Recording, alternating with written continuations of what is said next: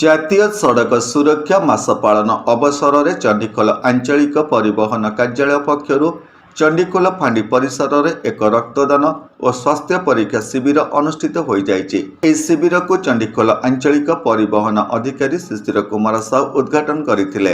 ଏହି କାର୍ଯ୍ୟକ୍ରମରେ ଅତିରିକ୍ତ ଆଞ୍ଚଳିକ ପରିବହନ ଅଧିକାରୀ ଖଗେଶ୍ୱର ମୁର୍ମୁ, ସହକାରୀ ଆଞ୍ଚଳିକ ପରିବହନ ଅଧିକାରୀ ପ୍ରାଚୀ ପ୍ରଜ୍ଞା ଲେଙ୍କା, କନିଷ୍ଠ ମୋଟର ଯାନ ନିରୀକ୍ଷକ ଅନିନା ସ୍ୱାଇଁ, ट्राफिक इन्स्पेक्टर जुगल किशोर तिरिया प्रमुखଙ୍କ तत्वावधान कार्य परिचालित होइतिला। नमस्कार, मु गार्गी आपण मन को स्वागत करछि। होली टीवी ऑडियो साथ जोड़ी हेबा पई आपण माने लाइक, शेयर, सब्सक्राइब करन।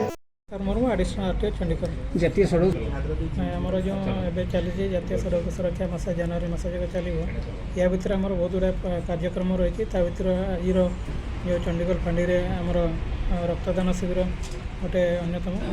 तेणु आमर जो रक्तदान शिविर कराई यार मूल उद्देश्य अच्छी जो विभिन्न प्रकार एक्सीडेंट हो लोक मैंने माने अनावश्यक भाव जो रोड एक्सीडेंट पड़ी रोच रक्त दौरान ताठू आमर जो आयोजन कराई से लोक मैंने रक्तदान करी रोड एक्सीडेंट जो मैंने आहत होती कि ग्रीवियसली इंजर्ड होती आम केमी रक्तदान देकर मूल्यवान जीवन बंचाई पारू से गोटे सचेतनता कार्यक्रम करा समस्त को नवेदन कराऊँगी जे रास्ता रक्तदान न करके आमर जो आयोजन कराऊँगी कि रोड प्रेस को रक्तदान दिखाते बोली।